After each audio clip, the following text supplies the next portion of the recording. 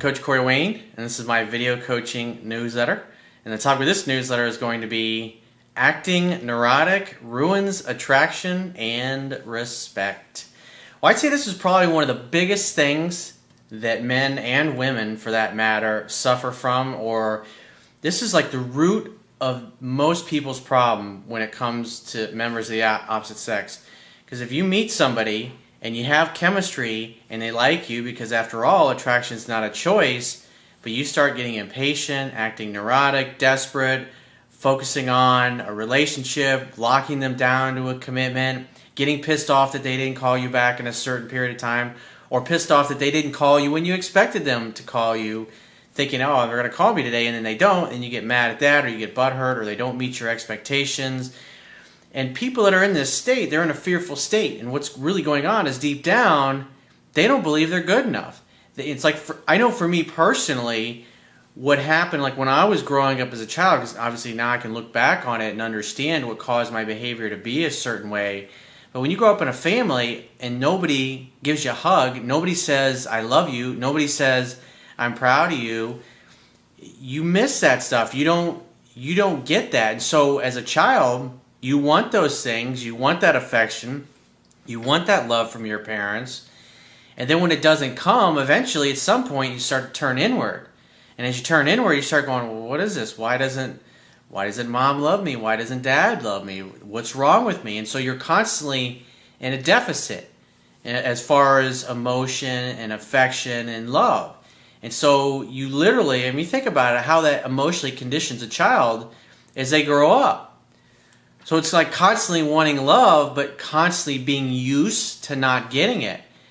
And like for me, when I was younger, I'd meet somebody, but because I was emotionally conditioned to never get the love that I expected, I was in a fearful state.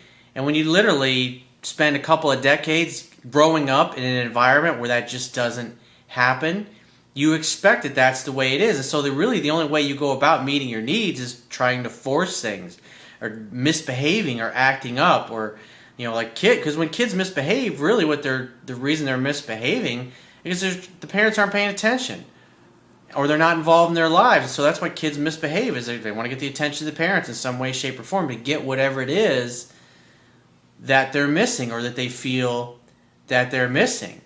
And so you can see, like for me in my early 20s, I'd start going out on dates with women I really liked. In the back of my mind, there's always that fear, and I was literally conditioned to expect that things just weren't going to work out for me in a romantic sense. And because I expected things to be that way, I presupposed that it wasn't going to work out. In my mind, literally, it was impossible to contemplate or to imagine what it was like to have somebody really love me and care about me and want to be in my life in a romantic sense. I didn't have a problem making friends. I actually had lots of friends. But when it came to being, like, you know, because in friendships, you hang out, you have a good time together, and you meet each other's needs, because, like, you know, when you're growing up, you want people to hang out with and have a good time with. And I knew lots of people. I didn't need them to love me, but it was nice to have friends that actually wanted to hang out and go and have a good time together. But when it came to an intimate type of relationship where somebody would love me and I would love them, that was something I desperately wanted, but it was something I was literally emotionally conditioned for many, many years to believe that it just simply wasn't in the cards. And so since I'm always in that place, it caused me to try to force things, call too much, be impatient as far as when they actually call me back or when they called me at all. And then you literally hover around that person because it's like almost at any moment you're expecting them to lose whatever they felt for you. So it's like you're literally looking for it. And whatever you focus on in life is going to expand. What you focus your brain on is going to expand. So if you're the type of person that came from a similar background to me, or you just have those beliefs for whatever reason, if you're in that place, you got to get in the habit of saying and learning to maintain your self-control. In other words, when you feel like being neurotic, when you feel like blowing that person their phone up when they haven't called you back in 5 minutes that you expected them to, you got to take a deep breath in, you got to take a step back and just say to yourself, wouldn't it be nice if that person called me? Wouldn't it be nice if I didn't do nothing. Because it's like a game of tennis. You got to think about it this way. If you called somebody, or if you've left a message, or you sent a text, or you sent an email, and they haven't responded yet, you got to think about it. Common sense would say, well, maybe they're busy. Maybe they're in a meeting. Maybe an emergency happened. Maybe their car broke down. Maybe the battery's dead in their cell phone. Maybe their computer got a virus and broke. Maybe they had a family emergency. Maybe they're just fucking busy. Or maybe they're a low priority. And the attitude should be, I don't want to be a low priority in somebody's life. I want to be a high priority. And therefore, it's like a game of tennis. If I call them and they haven't called me back and they're not getting back to me right away, well, you should presuppose that there must be a good reason for that. And you got to give the other person the space and the time to choose you, especially if you're a guy trying to create attraction in a woman. You got to give her the time and space away from you to wonder about you, to think about you, to feel whatever the feelings are that she feels for you. But if you're blowing her phone up and you're always in her face and you're trying to force yourself to be in her life and to force her, twist her arm to spend time with you, or you give her a guilt trip that she's not spending enough time with you, you're communicating like a child that's basically saying, hey, I need love and you're not giving me love. What's wrong with me? Why don't you love me? And eventually the other person, they just get tired of this fucking bullshit behavior. It's a turnoff. Because like at every turn, no matter what happens, you're basically constantly going, I'm not worthy, I don't deserve you, and you're putting them on a pedestal. You're treating them like a celebrity in essence. Like, oh, I know there's no way that you'd want to possibly spend any time with me, but geez, your highness, could I please have 5 minutes of your time? And eventually people they get sick of it because you want an equal. It's just like whether it's a friendship or a business, any kind of relationship, you want somebody to kind of be on your level. You don't want to be with somebody that's constantly questioning whether you love them. Or like I remember a girl years ago I met. This girl was fucking beautiful, gorgeous, great body, hair, eyes, face, everything. And she was the most incredibly insecure woman I have, even to this day. This is probably 15, 16 years ago I met this girl. The most insecure woman I ever met. And she's beautiful. But she was like, I met her. We talked for, I think, maybe an hour. And I ended up going out with her, I think, 1 or 2 times after that. And I just remember, it's like the whole hour I was talking to her, it's like, so you're going to call me, right? And then like 5 minutes later, so you got my number, right? You still got that piece of paper on you, right? I mean, she was just constant. And her girlfriends were like, relax, calm down. They were pulling her aside going, you're going to screw it up. You know, they were trying to help her, and she just couldn't help herself. We went out on a first date. We started making out. We're having a good time together. And it's just constant fear of the future, constant fear that I'm not going to want to hang out with her again, or that it's like I think I met her at the beach. I was going with a bunch of friends, and she met me down because at that point I was already getting turned off, and I was so she met me down there with a bunch of friends, and so we hung out, we had some drinks, we made out at the beach, and it's like she's blowing my phone up all the rest of the afternoon. We made plans to meet at a certain place, and like an hour later, hey, we're still on, right? I was just unbelievable. And after a couple of days, it's just like, I just had enough. She totally turned me off, and I didn't want to hang out with her anymore after that. But, at the time that I was going through this was like when I was really starting to learn stuff, and now I was actually really getting to see, like the shoe was on the other foot. In other words, now I was really getting to see how I was once making the women feel that I went out with. And I was thinking, damn. But you really have to get control or a handle on this, because if you become impatient, you become neurotic. It's like if you've called somebody, or if you've left a message, or you sent a text, or you sent an email, you absolutely must wait for them to get back to you.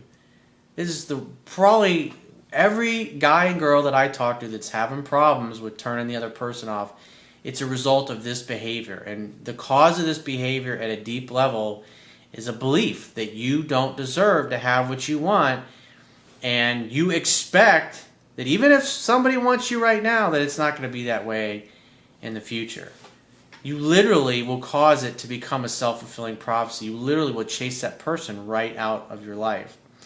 So I got an email from this guy I actually did a phone session with, and this is, I think, his second time he sent me a paid email coaching. And this guy's older, very successful dude, but you can see it's like the problem he's had with this woman is he's just chased her to the point where she's friend zoned him numerous times because of his neurotic behavior. And then he backs off. He does what I tell him, and as soon as she starts to make a little bit of an effort, he goes right back to his old controlling ways, and he just blows things up, just completely ruins things unnecessarily. It's like a kid doesn't get what he wants, and he throws a temper tantrum. It's like, I'm taking my toys, I'm going home. I'm not going to play with you anymore. That's basically the way this guy acts. So before we get into it, I got a quote that I wrote that I want to share with you. And it says, one of the quickest ways to ruin someone's attraction towards you is to start acting desperate, neurotic, impatient, needy, controlling, or emotional. This behavior is the result of a belief system and model of the world that causes a person to believe, think, and act in a way that communicates that they do not feel worthy, adequate, or lovable. They presuppose that they have already lost and have no chance to get what they want or have what they want them back. This shows up as controlling, fearful, and obnoxious behavior that will repulse anyone.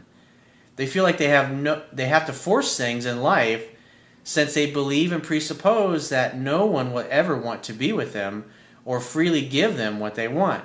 It can become a hopeless loop of desire and disappointment, and therefore a self-fulfilling prophecy. It's like you have desire, you want somebody, then you fuck it up, and then you experience the disappointment. And like for me, I had the desire, I wanted love, I was seeking love in a relationship form, and then I would act neurotic, and I would blow it up, and then the girl wouldn't want anything to do with me. And then therefore, I experienced a disappointment. You see the pattern? Just like when I was a kid. I wanted my mom to say, I love you, I'm proud of you, you're great, you're my son, I adore you. And then what happened? I'd be disappointed. It's a self-fulfilling prophecy. And then I become an adult. I have desire with a woman.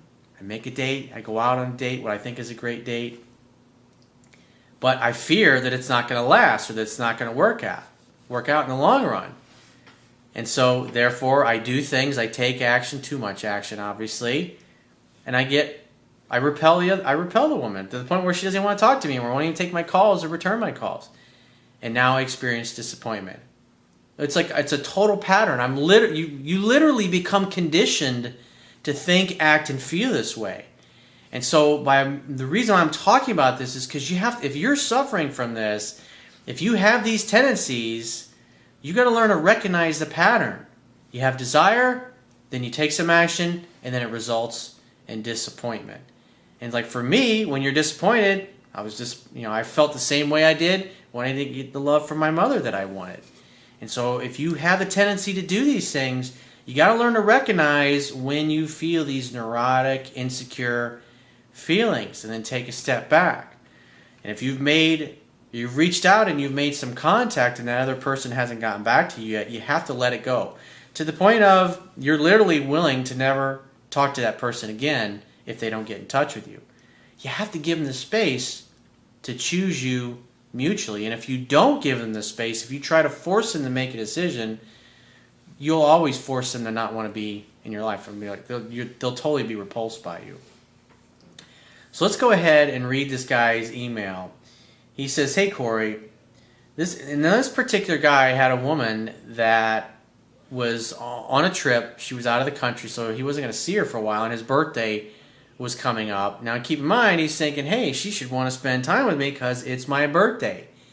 But he's presupposing, in other words, he's acting as if he should be in a relationship with this person. Therefore, he has unreasonable expectations of what this woman is going to do, and therefore, when she doesn't match his behavior, his expectations, he gets pissed off. He gets upset. He throws a temper tantrum, in essence. Even though this is a middle-aged, mature man, he throws a temper tantrum like a 5-year-old. And obviously the results are predictable. So he says, hey coach, as a follow-up, remember this girl I was seeing went on a trip for 10 days, and following your advice, I did not contact her at all. That's a plus. At least you did that right. He says, I went out dancing with some friends of hers and found through her best friend that they text each other several times over the time that she was away. Now I would look at this, you're hanging out with her friends, so what does that tell me? Well, that tells me that since you're hanging out with her friends, more than likely you're trying to do a little recon on this woman that you want. You're trying to find out what's going on with her and what she's doing. And therefore, you're obviously talking about her. So think about it. You're hanging out with her friends, and you're trying to figure out what she's doing, where she's at, and who she's doing it with. This is going to get back to her. You're hanging out with her friends. Hello? Get a life, dude. Meet some new people. Get out there and do some things that you love and that you enjoy and make your own friends. Or go hang out with your own friends instead of hanging out with hers. I see a lot of guys doing this. They hang out with friends or acquaintances just trying to force themselves in another person's life. She came back, and then 2 days later, after her arrival, she texted me saying, "Hey, how are you doing? I'm back, and I'm going to the office. She told me before leaving that she would try and take a day off." So in other words, he's already looking for reasons to get pissed off at her because he's presupposed that she's not going to want to see him. You see his thinking here. You just see the train wreck coming. He says, "I replied back almost immediately saying that I've been very busy. Did you miss me? We should get together and have some fun again. When do you have some time?" So he says, her reply is, "I had a tough few days on my trip, and I went to the office to deal with something critical, though I don't feel very well." And came back with arranging dinner with her best friend, who she exchanged a text with a lot while she was away, who happened to have her birthday. Well, this woman's birthday is the same week as his.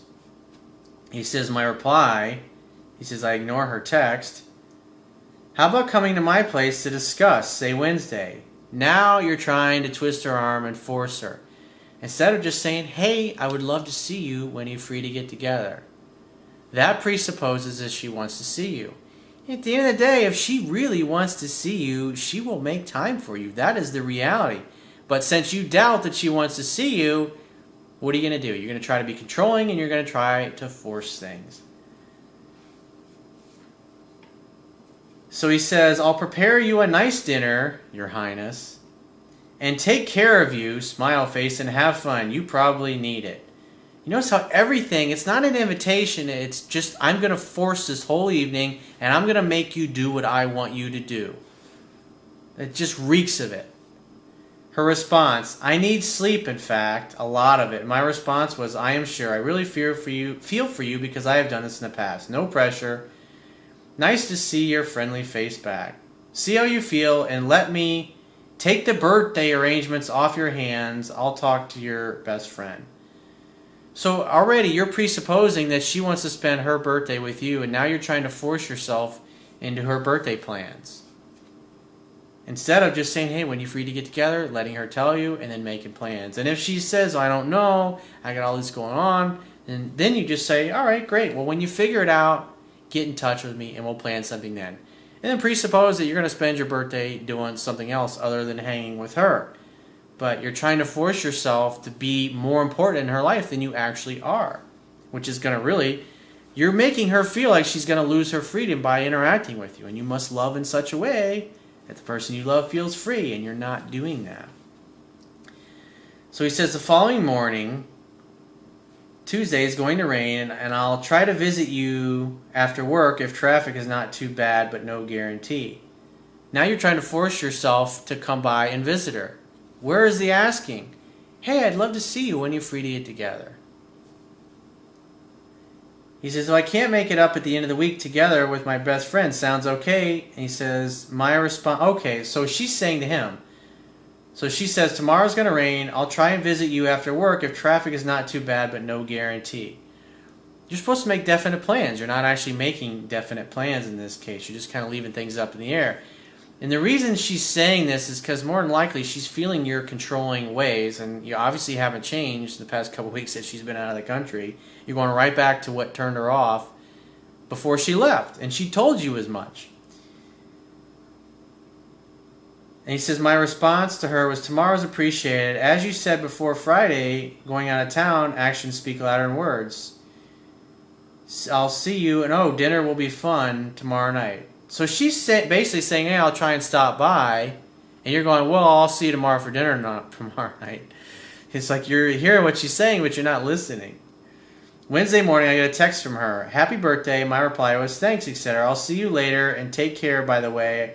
I talked to your friend and I explained to her that I won't be able to make it. In other words, I don't want to be associated with girlfriends. So in other words, he's not hanging out with her and her girlfriends for her birthday, which is because he should be making dates with just the two of them. Because one of the things that she was doing before she left was she was bringing cock blockers and clam slammers, if you will, on their dates. In other words, he tried to make a date and she's doing something with her, him, and one of her girlfriends. Why? Because he's been so controlling and neurotic, and she's friend zoned him several times, and he's gone along with it. You can tell he's in a bad position with this woman because of his behavior.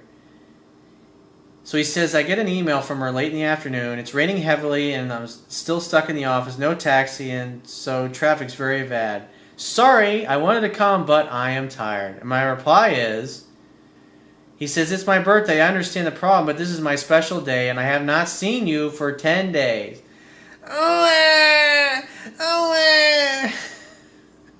You can just see the little 5-year-old being upset.